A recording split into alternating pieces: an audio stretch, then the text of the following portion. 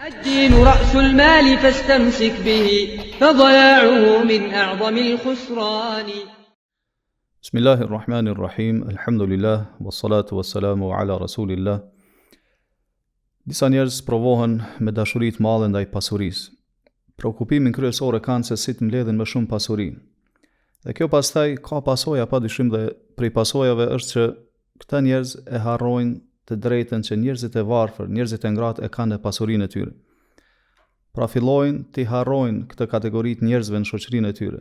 Madje Allahu na ruaj, mund të ndodhë që edhe fillojnë të urrejnë njerëzit e varfër të ngratë. Dhe nuk ndihet mirë kur i sheh ata apo është në praninë e tyre. Ndihet në siklet, ndihet i shqetësuar kur ata kërkojnë diçka prej tij. Pra gjendja e tyre është sikur gjendja e ashabul xhenne, pronarëve të kopshtit, të cilët ishin të babzitur pas pasurisë së tyre dhe tepër lakmitar ndaj frutave që i kishin në atë kopsht, siç e përshkruan Allahu subhanahu wa taala në Kur'an. Këta ishin djem të një babai të jetë të devotshëm dhe e kundërshtuan rrugën e tij në bujari, fisnikri, në solidarizim me njerëzit e varfër në shoqërinë ku ai jetonte. Pra ishte njeri që e kishte frikë Allahun subhanahu wa taala dhe përmendet në transmetime se frutat të cilat i vilte nga kopshti i tij i ndante në 3 pjesë. Një pjesë u jepte të varfërve, një pjesë me të ushqente familjen e tij, e përdorte për nevojat e tij, dhe një pjesë e kthente përsëri në kopsht. Mirpo, djemt e tij nuk e vazhduan këtë rrugë dhe u treguan tepër lakmitar dhe vendosen që pas vdekjes së babait të tyre të mos e vazhdonin më atë rrugë të tij. Mirpo, Allahu subhanahu wa taala i ndinte mirë njetet e tyre dhe qëllimet e tyre. Andaj i ndëshkoi për shkak të synimit, qëllimit, njetit të tyre të keq. Për kësaj do të marrim mësim se Allahu subhanahu wa taala mund të ndëshkojë njerin për shkak të njetit të tij të keq, brendësisë së tij të keqe. Pra kur ai planifikon një të keqen e veten e tij, ta dëmtoj dikë, Allahu subhanahu wa taala nuk është i pakujdesshëm, nuk është i pavëmendshëm. Mund ta ndëshkojë për shkak të këtij njetit të tij të keq. Siç tregon Allahu subhanahu wa taala për këta njerëz në Kur'an dhe thotë: "Fatafa 'alayha ta'ifun min rabbika wa hum na'imun."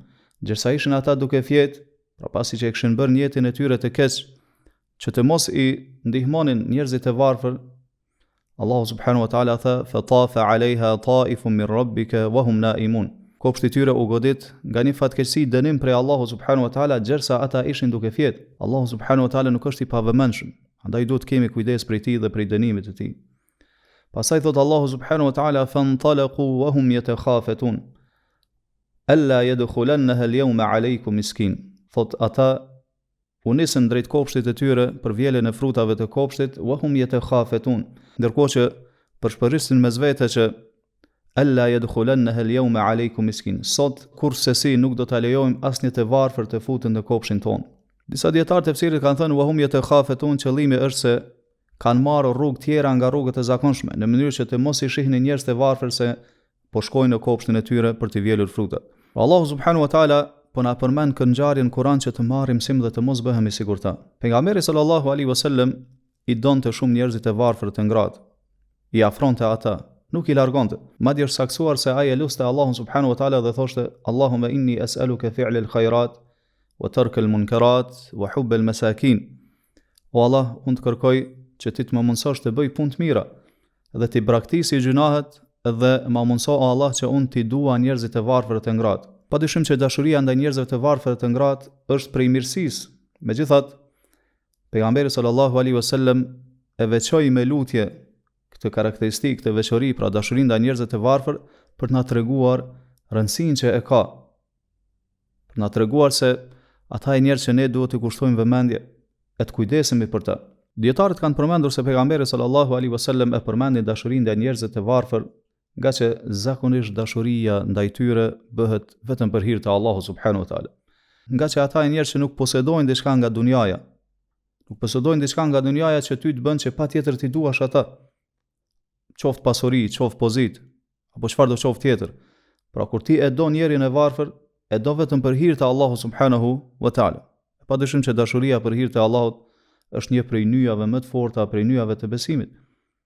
Madje është besimi më i mirë, siç thot pejgamberi sallallahu alaihi wasallam: "Man ahabba lillah wa abghadha lillah wa a'ta lillah wa mana'a lillah faqad istakmala al-iman." kush do për hir të Allahut, urren për hir të Allahut, i jep për hir të Allahut, pengon, privon për hir të Allahut, pra nuk jep vetëm për hir të Allahut, faqad istakmala al-iman. Ky njeri e ka plotësuar imanin e vet.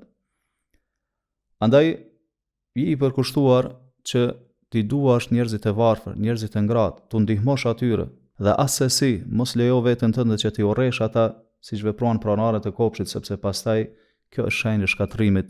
Allahu na ruaj. Allahu thot: "Wasbir nafsaka ma'a alladhina yad'una rabbahum bil ghadati wal 'ashiyyi yuriduna wajha." Duro, përqendroje veten tënde zbashku me ata që e lusin Zotin e tyre në mëngjes dhe në mbrëmje, duke pas për qëllim me këtë fytyrën e tij subhanahu wa ta'ala. Pa ky ajet ka zbritur për njerëzit e varfër, njerëzit e ngratë. Allahu shtaj që jep sukses. Wa sallallahu wa sallam ala nabina Muhammad wa ala alihi wa ashabihi ajma'in.